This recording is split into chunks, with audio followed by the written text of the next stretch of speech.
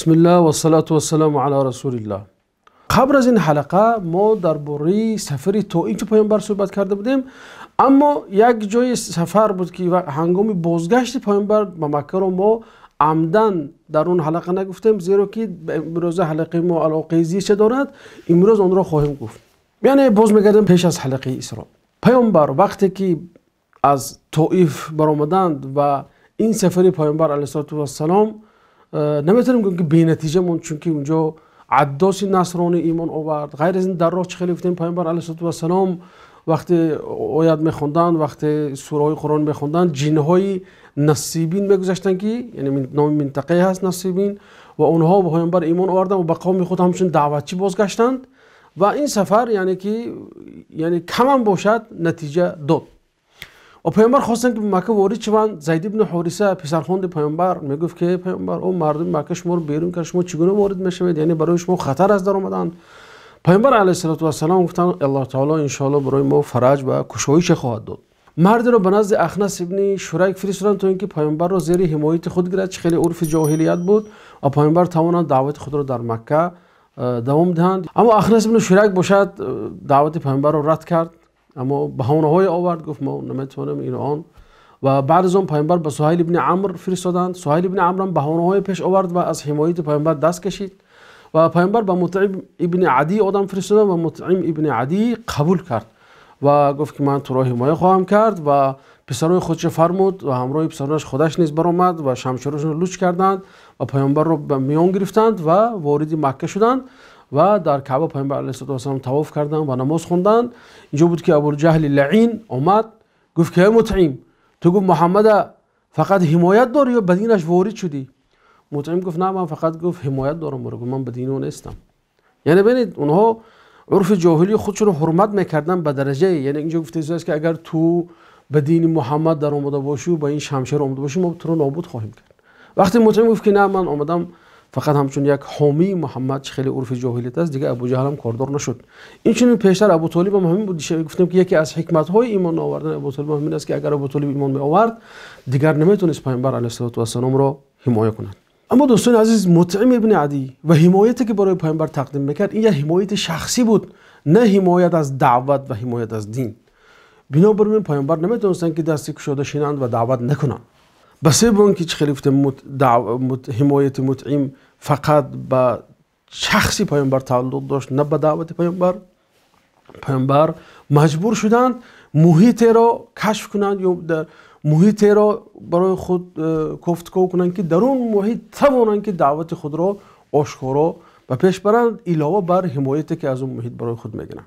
بنابراین پیامبر شروع کردن با دعوت در موسم‌های حج، موسم‌های عمره، بازارهای موسمی که در اطراف مکه برپا کرده میشد تا اینکه برای خود یک قبیله هم پیمانه یابند و اون قبیله برای به عهده خود حمایت پیامبر و حمایت دعوت و ابلاغ رسالت پیامبر رو به عهده خود گرفت تا اینکه پیامبر توانند اون رسالتی که برای اون کس فرستاده شده است به پیش برند.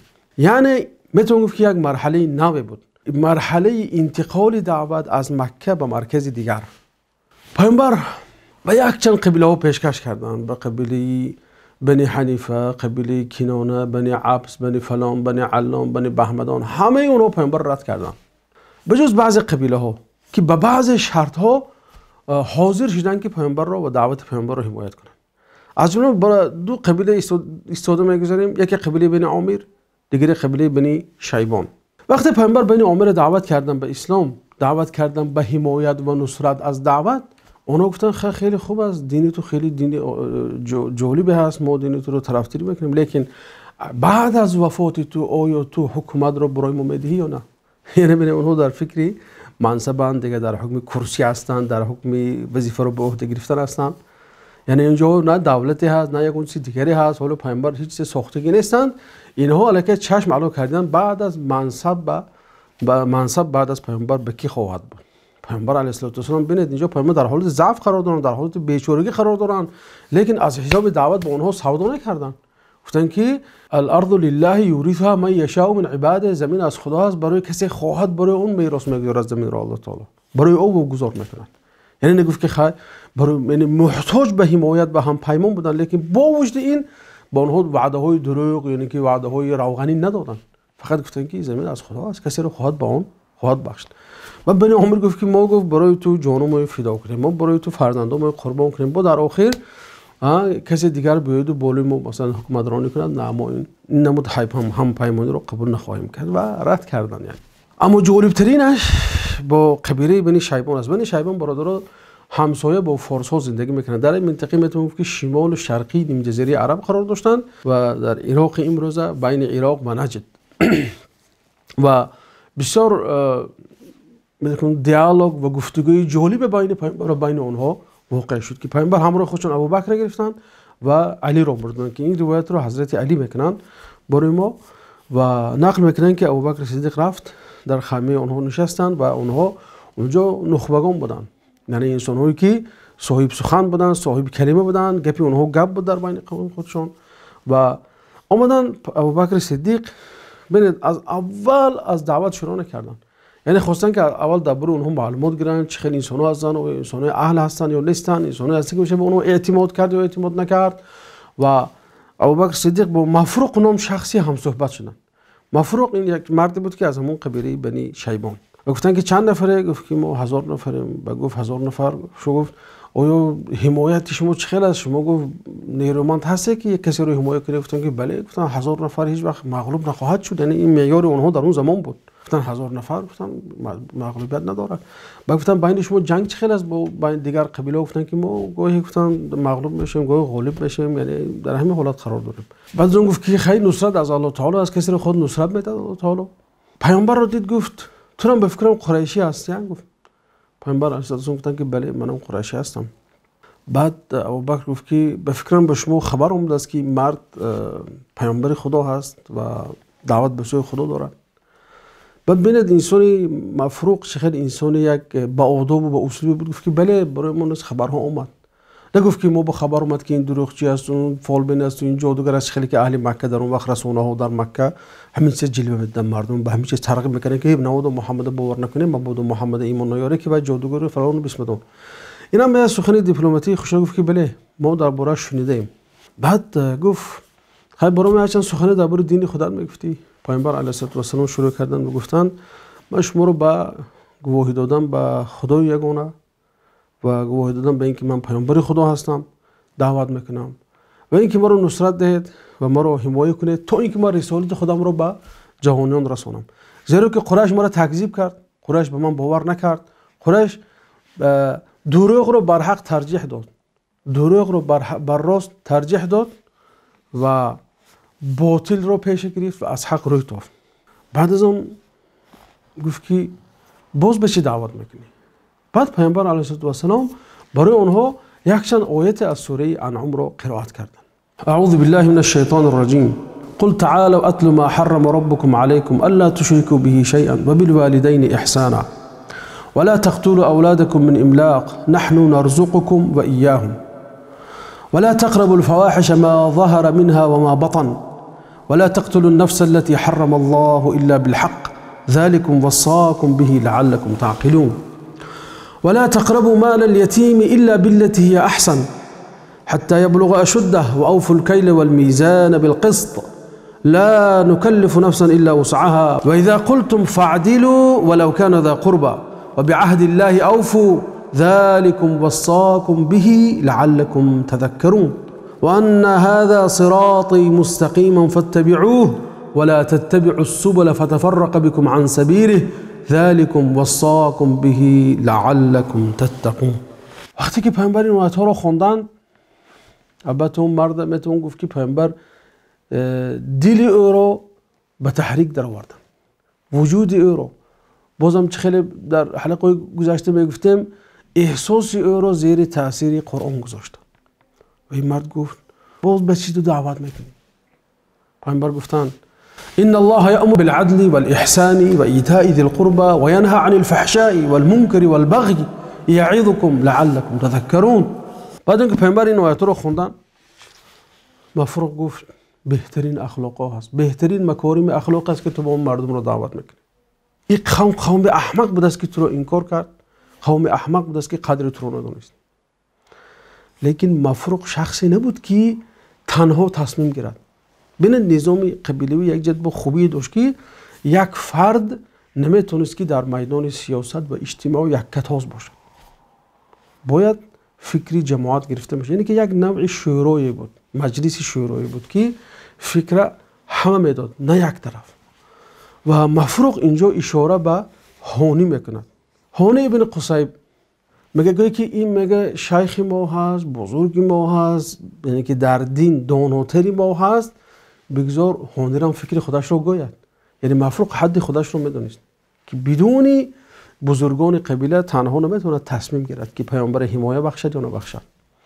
اینجا هانی هم مردی که زیرک بود و مرد جهان دیده بود و پیامبر علیه السلام گفت که ای برادر قریشی، گفت خیلی سخنای خوبی گفتی، گفت لیکن گفت ما نمیتونیم که به یک مجلس، به یک نشستی که با تو نشستیم دین خدا ما رو ترک کنیم، دینی که شاید 100 ساله ما در اون هست. این یک احمقی است که ما با یک نشست دین خودمون رو ویل کنیم و از قفوی تو بریم. چرا که انسان اگر عجله کند حتما در تصمیم خود غلط و خطا خواهد کرد. بنابراین از قفای ما قومی را گذاشته آمدیم که ما باید با آنها استشاره کنیم، با آنها مشورت کنیم، بعد از اون فکر خود را گوییم. بنابراین گفت ترجع و نرجع و تنظر و ننظر. یعنی اینجا عباره خوشرویی داد، گفت که تو هم بازگرد، ما هم باز میگردیم، ما با قوم خود مشورت بکنیم، تو هم منتظر شو، تو هم فکر کن، تو هم اندیشه کن، ما رو اندیشه میکنیم، بعد برای تو جواب خواهیم گفت. لیکن باز از من دیده خوبتر اینجا مصنع ابن حارثه میدوند. یعنی اینجا بینه باز این شخص هم که میدونست که تنها نمیتونه تصمیم گیرد، خب میتون گفت که یک مسئولیت رو، یک قسمی از مسئولیت رو به مصنع ابن حارثه وادار کرد. مصنع ابن حارثه مرد جنگی بود و میتون گفت که یک وزیر دفاع اون قوم بود. یعنی اگر ببینیم اینجا خود همین هانی هم ببینیم یک مسئولیت دیگه، میتون گفت که یک در شعبه ایدئولوژی اون قبیله فعالیت میکرد و مسئول ایدئولوژی اون قبیله بود. بنابراین گفت که من نمیتونم تصمیم عاجل گیرم برای دین تغییر دادن. اما وزیر دفاع باشه چی گفت؟ گفت من سخناتون رو شنیدم، سخنای خوبی گفته برادر قریشی و من خیلی از سخن تو خوشم آمد. لیکن گفت چه خیلی که برادر هانی تاکید کرد، ببین چه خیلی دیپلماتانه صحبت دارن، چه خیلی که برادر هانی تاکید کرد ما نمیتونیم به یک عجله و به یک سراسیمگی تصمیم گیریم که دین خود رو ترک کنیم یا ترک نکنیم. زیرا که ما بین دو منطقه قرار داریم، منطقه یمامه و منطقه سماوه. سماوه در عراق است، یمامه در امروزه زمین نجد است. پیامبر گفتن که این چی منطقه است؟ گفتن که منطقه است که از سماوه اون طرف زیر سلطه فارس است، از یمامه این طرف سلطه عرب ها هست. بعد از آن شروع کرد به فهموندن قوه حقیقی خود قبیله بنی شیبان. گفت که ما گفت در زمینی که از یمامه این طرف هست میتونیم خوجینی کنیم، میتونیم گفت صاحبی کنیم، یعنی میتونیم که تو رو زیر حمایه گیریم. اما زمینی که در زیر سلطه فارس هست اونجا ما سلطنت داریم، اونجا گپی ما گپ نیست، گپی کسرو گپ است، گپی خسروی ایران گپ است. و به همین یعنی به طور کوتاه و پیغمبر فهموند که اگر خواهی ما تو رو به حمایه خود گیریم، یعنی که اون قبیله های عربی که هست از اونها میتونیم تو رو حمایت کرد، اما اونهایی که مثلا منطقه‌ای که زیر حمایه سلطه فارس است ما نمیتونیم تو رو حمایت کرد. یعنی احتمال است که اگر بالی ما فشار آمد ما میتونیم تو رو به فارس تسلیم کنیم. و اینجا یک عباره دیگر هم آورده است که گفت که اون چی که گفت الذی تدعو الیه مما تکرهه الملوک، عنیق است که تو با اون چی مردم رو فرا میخونی به پادشاه ها معقول نمیشه. این عباره مصنع ابن حارثه است. بنابراین ما نمیتونیم تو رو حمایه کنیم. و پیامبر علیه السلام اینجا گفتن که ما اسأتم الرأی اذ افصحتم بالصدق، یعنی شما ردی بدی نکردید، یعنی به من سخنی بدی نگفتید، مرا به بدی هم رد نکردید وقتی که شما آشکارا و راست فکر و اندیشه خود را بیان کردید. بعد گفتن که انه لا یقوم بالدین الا من حاطه من جمیع جوانب. یک قاعده پیامبر دارید که دین را برپا کرده نمیتونه، دین را جاری کرده نمیتونه، دعوت را جاری کرده نمیتونه مگر شخصی که از همه طرف دین اون را میگیرد به خود. یعنی میتونم گفت که بعضی انسان‌ها هستن که در زمان میگن که خیلی من نماز میخونم لیکن همین زکات من معقول نیست، چون من مرده در روسیه کار میکنم، مرده بازار و سودا میکنم، برای چی برای کم بغل پول میدادم. یا که دیگرش میگه که خیلی من روزه میدارم، روزه به سلامتی هم فایده است، لیکن من نماز با کارم نیست، به نماز کار ندارم، نماز نمیخونم. اینا یعنی جایش که معقول شد میگیرد، جایش که معقول نشد نمیگیرد. اینجا هم پیامبر به اونها گفته شدن که نه، گفتن اگر شما بالکل یعنی که میخواهید که دین از همه طرفش گیرید، از 4 طرفش، مرحمت من به شما هم پیام میشم، لیکن وقتی که گویید که من اینش میتونم اینش نمیتونم، دیگر من به شما کار ندارم. ببینید اینجا در حقیقت نکته های جالبی هست. پیامبر گفتن که ارایتم ان تلبثوا ان لم تلبثوا الا یسیرا حتی یمنحکم الله بلادهم. حال دیده میستید کمتر نگذشته خداوند بلاد آنها رو، مملکت آنها، سرزمین آنها رو به شما هدیه خواهد کرد. یعنی یک نمود پیامبر خواستن که با اونها یک مژده، یک بشارت دهن که به نزدیکی اون زمین ها به شما خواهد بازگشت، یعنی زمین فارس. 15 سال از این وعده نگذشت که زمین فارس به دولت بزرگی پیامبر علیه السلام پیوست، گرچه که پیامبر این را ندیدن اما مژده اش را دادن. دوستان عزیز، حکمت ها و درس ها از این قصه ها. از این پیامبر دعوتی که قبیله ها رو میکردن، چی بنی شیبان و چی بنی عامر و چی غیر اینها، کنانه و بنی عبس و بنی یمامه و بنی حنیفه و دیگر پیامبر توانستن که دلی اونها رو به تحریک درن، توانستن که به سمع اونها دعوت خود رو رسونن. این چنین توانستن که با اونها یعنی وعده دیدن، خیلی که در بنی شیبان گفتن که ارایتم ان لم تلبثوا قلیلا یسیرا حتی یمنحکم الله بلادهم. یعنی که یمنحکم الله بلادهم به معنی اون است که به نزدیکی الله تعالی اون زمین رو برای شما خواهد بخشید. یعنی میتونم که همین یک این مژده که پیامبر به همون مسنا دادن، در آینده مسنا وقتی که مسلمان بشود، مسلمانان شد و حضرت ابوبکر صدیق وقتی که لشکر اسلام به عراق فرستادن همراه خالد بن ولید و دیگر صحابه و سعد و دیگرها، اونجا مسنا وقتی که با علیه فارس ها جنگ میکرد، در ذهنش همین سخنهای پیامبر همیشه در خیالش چرخ میزدن و همین چیز برای و یک روحیه میداد، یک نشاط میداد، چون که پیامبر 15 سال پیش برایش گفته بودن که این زمین ها از آن شما خواهد شد. غیر از این انسان دعوتچی باید سراسیمه نشود و گرچنده که میوه دعوت خود را نبیند هم باید سعی و تلاش خود را برای دعوت صرف کند. خیلی پیامبر میوه رو ندیدن، پیامبر فتح فارس ندیدن، فتح بیزانت رو ندیدن، فتح قسطنطینیه ندیدن، لیکن پیامبر با وجود همه این مردم دعوت میکنن و مژده میدن. این انسان دعوتچی باید همین خیلی باشه. تو دعوت کن، رسالت خدا رو به مردم رسون، اما میوه آن رو تو میبینی یا نمیبینی فرق ندارد. المهم رسوندنی هم دعوت الهی است. دیگرش این است که بین موسی ابن حارث مرد زیرک بود، مرد یک سیاسی، یک ابرمرد سیاسی بود. گفت که ان هذا الامر مما تکرهه الملوک. میدونی گفت پادشاه رو این چیز معقول نیست، دعوت تو معقول نیست. چرا که بنیادی اونها، تختی اونها بالای ظلم و ستم بالای مردم قرار دارن. اون دینی که تو آورده گفت برابری هست، دینی که تو آورده گفت یعنی که فراملی هست و فرامرزی هست. ملت نمیشناسد، مرز نمیشناسد. یعنی ملت نمیشناسد معنی این است که آدم از ملت خود دور باشد، به معنی اون که در نزد الله تعالی همه انسان برابر است. پیامبر علیه السلام گفت که شما مثل دانه های دندان برابر هستید، کسی بالای کسی دیگر برتری ندارد مگر به تقوا، مگر به خدا ترسی. بنابراین این پادشاه رو این چیز معقول نیست، این ظالم رو این چیز معقول نیست.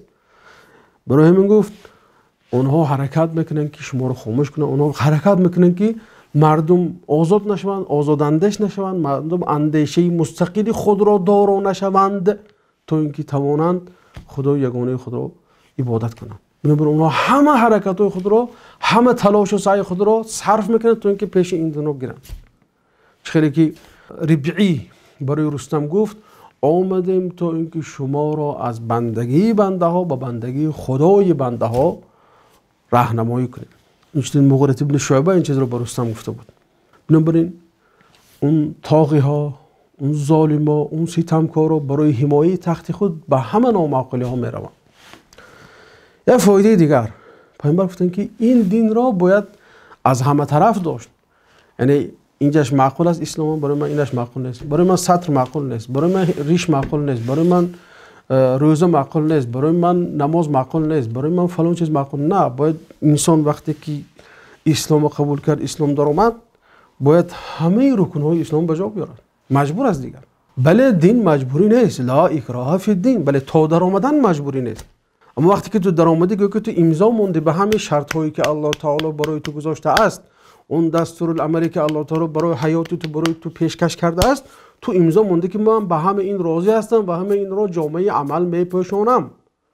یعنی بنابراین تو مجبور میشی که عمل. اما بیرون از وقتی که تو بیرون از این دستور عمل باشی، با اون امضا نگذاشته باشی، بله تو مجبور نیستی.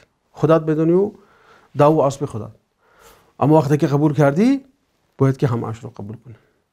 اسلام چیزی نیست که پرچه پرچه کنیم و جاهای معقولش گیریم و جاهای نامعقولش نگیریم. یا فاید دیگرش نیست که پیامبر وقتی که مفروق رو دعوت میکردن، مفروق چنان مفتون دعوت شد، چنان احساسش زیر سخنهای شیرین پیامبر موند که گفت که بسیار سخنهای زیبا است، مکارم اخلاق است، آداب است، اسلوب است، احترام است. به درجه شد که قریش حقارت کرد، گفت که بسیار مردم احمق بودن که این خیلی انسان گوش نمیکنن، این خیلی انسان پیروی نمیکنن. یعنی یکی از خصوصیات های انسان دعوتی باید که انسان جذاب باشد، تواند که اطراف خود به خود جذب کند، نه برای خاطر شخصیت خودش، برای شخصیت ساختن، بلکه چی برای دعوت و پیش بردن دعوت الهی. و یکی دیگر از حکمتایی که اینجا میگیریم، ببینید پیامبر علیه السلام هیچگاه رسمان دوستی را نمیکندند. ببینید وقتی که به همه قبیله بنی شیبان هم پیامبر، وقتی که پیامبر اگرچه که قبول نکردن، حمایت نیز برای پیامبر حمایه ناقص پیشنهاد کردن، پیشکش کردن، گفتن که خیر ما میتونیم که در فلان جای حمایت کنیم، در فلان جای حمایت نکنیم. تو رو پیامبر علیه السلام برای اونها گفتن که ما اسأتم الرد حین افصحتم بالصدق، یعنی شما بدی نکردید، من اینه برای خودم بدی نمیشمارم، شما برای من خیر به احترام، به انسانیگری، به آدمیگری من رو رد کردید. این دلالت به اخلاق شما میکنه، چرا که شما راست گفتید. افصحتم بالصدق یعنی به صدق، به صداقت رو آورده. اینجا یعنی پیامبر همون رسمان دوستی رو موندن بین خودشون و بین اون قبیله. شما پیامبر نخود قبول نکنید، من پیامبر خدا هستم، این چه نوع عقلی است که پیامبر قبول نمیکنه. به این طرز نگفتن، بلکه به انسانیگری، به یک خوبی، به یک که خواستن که همین دوستی بین پیامبر و بین اون قبیله کنده نشود، گرچه که اونها نیست کافر بودن. یعنی متاسفانه امروز مسلمان ها رو ببینیم، اینش نیشه کافر میگه، اینش نیشه خوارج میگه، اینش نیشه کیمچی دیگر، اینش فلانی علانی بسمدانی بتر. هر یک گروه بولی این گروه هجوم، اینش بولی اینش هجوم. نمیشد که از معامله پیغمبر با کافر، نمیشد که از معامله پیغمبر با منافق تعلیم گیریم. یعنی باور کنید امروز میبینیم که معامله‌ای که پیغمبر با منافق داشتن، امروز مسلمان با مسلمان ندارن. یعنی اخیراً درس ما رو خاطر میبخشیم به یک بسیار چیزی که انسان به اندیشه وادار میکنه. دو نفر، ابو طالب و ابو لهب، این هم عمک است، اینش هم عمک است. اینش با این پیامبر حمایه میکرد، اینش پیامبر دشنام میداد. همون در وقتی که در 3 سالی تحریم اقتصادی بودن، شبها ابو طالب خطر داشت که پیامبر اونو نکشن، بجاش علی خواب میرون. ببینید خیلی ابو طالب انسانی جانفدا بود.